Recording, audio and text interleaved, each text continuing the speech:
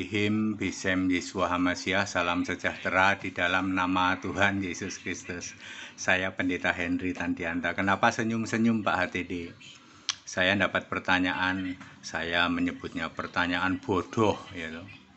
Orang Kristen bodoh nih yang nanya kayak gini nih ya.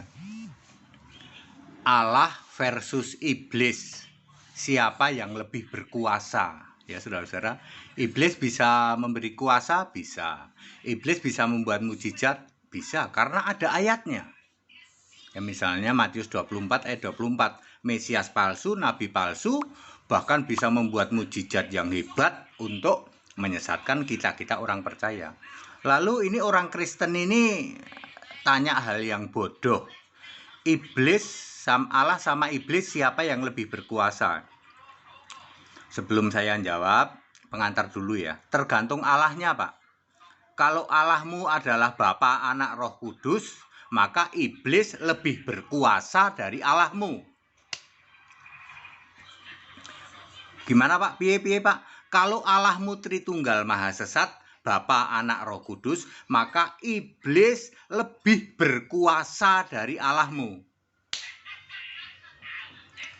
Tetapi kalau Allahmu Yesus Kristus, Allah yang benar, Allah yang maha kuasa, satu-satunya Allah, maka iblis dihukum oleh Yesus. Jelas lebih berkuasa Yesus Allah. Ada ayatnya Pak? Ada dong. Wahyu 20 ayat 1. Malaikat nangkep iblis dirantai masukin jurang maut. Terus ayat 2 terus sampai ayat 10.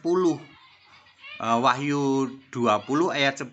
Iblis dihukum di lautan api bersama para malaikatnya. Jadi berkuasa siapa? Berkuasa Yesus Allah. Tetapi kalau Allahmu itu Bapa, Anak, Roh Kudus, Tritunggal Maha Sesat, jelas lebih berkuasa iblis. Ya, clear? Wah, clear banget Pak ya. Sudah 2 menit aja, khotbah saya 2 menit aja. Jadi atas pertanyaan bodoh ya loh. Allah versus iblis siapa lebih berkuasa? Kalau Allahmu itu Bapa, Anak, Roh Kudus, jelas iblis lebih berkuasa. Tetapi kalau Allahmu Yesus Kristus satu-satunya Allah, maka Yesus Kristus satu-satunya Allah, ini dia yang menghukum iblis. Iblis nggak ada apa-apanya. Udah gitu aja. Wahyu 20 ayat, baca mulai dari ayat 1 sampai ayat 10. Padat, singkat, dan clear. Jangan nanya hal-hal bodoh kepada pendeta HTD. Ya, katanya ngaku Kristen.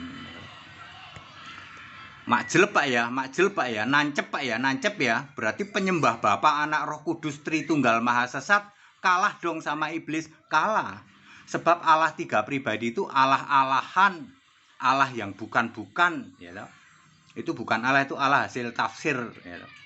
Tidak ada di Alkitab Allah kok Bapa, Anak, Roh Kudus, nggak ada itu.